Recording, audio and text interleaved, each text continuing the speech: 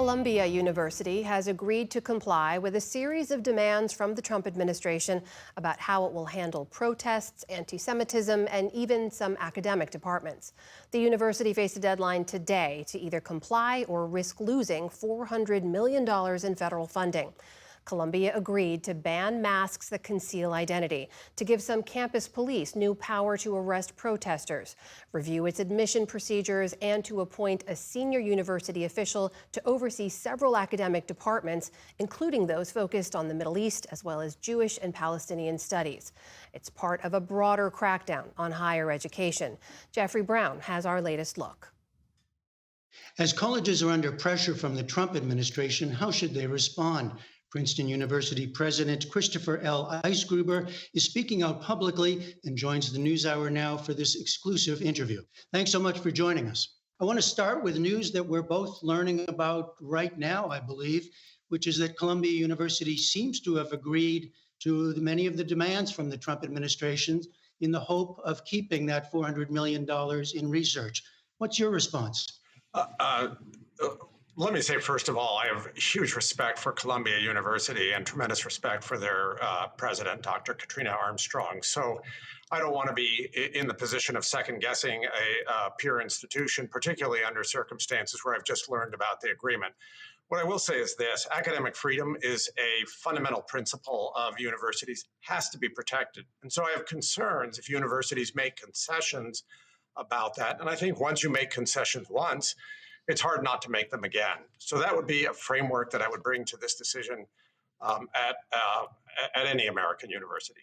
In an essay in The Atlantic now, you refer to what's going on as an assault on academic freedom. You write, "The attack on Columbia is a radical threat to scholarly excellence and to America's leadership in research." Tell us, what do you see going on, and how big is that threat right now? Well, what I would say is this: America's research universities are the best in the world. I think they are also the best that they have ever been. If you look back at American history, two of the things that have been critical to making American universities as strong as they are academic freedom, that is the right of universities to make decisions about how to constitute academic departments, and the right of faculty, scholars, and scholarly disciplines to make judgments about what counts as quality. That's one of the key factors. And the second is the partnership with the government that has benefited the American people tremendously by producing these great research universities. Right now, when you see that government partnership and the government funding being used in ways to kind of force concessions from universities around academic freedom, it threatens the strength of those institutions by undermining the ability of scholars to insist on the right standards of excellence. But I think this is an interesting point that many of us are not so aware of, which is what you write about, how universities became responsible for a large part of government scientific and research programs, accepting a lot of money for that, but as you write, therefore making universities particularly vulnerable, as now. Yeah, I think if you look back at American history, one of the important developments in making America's research universities the strongest in the world was this partnership that originated around World War II.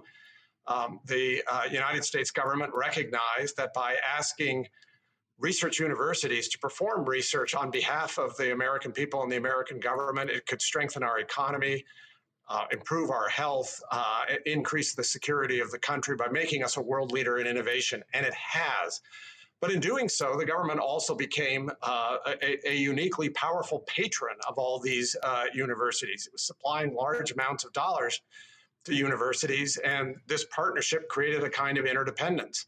For decades, leaders, politicians, government officials from both parties respected the academic freedom of those universities, and that's what's made our universities so great.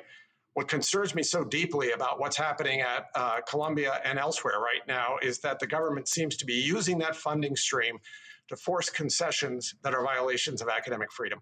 What about, though, the main charge from the administration? Does Columbia, do you and other universities, do you have a problem of anti-Semitism on campus? Or do you think that's being exaggerated? And what, if anything, is being done about it? Look, I'm a scholar of religious freedom. I'm Jewish myself. I'm deeply concerned about anti-Semitism. It is an appropriate thing for the government to be concerned about, and it's something that all of us as university presidents have to be concerned about. There are laws that require us to care about any kind of discrimination on our campus, including anti-Semitism on our campuses. And it's important that the government enforce those laws. But there are also processes specified in those laws, in court decisions, and in regulations that the government needs to follow. So there are right ways and wrong ways to go about that. And the wrong way to do it is to use federal funding as a cudgel to force concessions to academic freedom. You know, we have not yet to date seen a lot of pushback from the academic world. Is each university on its own at this point? Do you expect to see a more collaborative effort? What do you want to see universities do? Well, first of all, I think all of us need to speak up for the fundamental principles that define our universities and that define our missions. That's one of the reasons why I wrote the essay that ran in The Atlantic that you mentioned earlier. It's also the case that universities work together through associations, including, for example, the Association of American Universities, which is a group of 70 leading research universities in the country. These issues are critical to us, and we want to work with the government in order to ensure that the basic principles that I've described around academic freedom and this critical compact between research universities and the government are preserved. I think that should be in everybody's interest. It's in the interest of the American people. It's in the interest, I think, of a government that wants to make America a world leader and to preserve our eminence in scientific research and the benefits that come with that. So how serious is this? Is it an existential moment for the university as we know it? I think that when you are dealing with potential intrusions on academic freedom, when you're dealing with very serious threats to the funding that has been at the core of this compact between universities and the government, you're dealing with very serious issues and a crisis that deserves everybody's attention.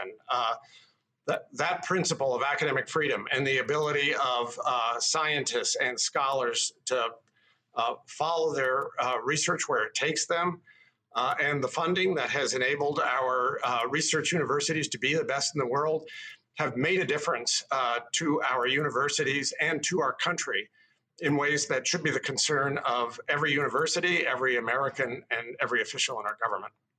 All right, Christopher Eisgruber is president of Princeton University. Thank you so much for joining us. Thank you, Jeff.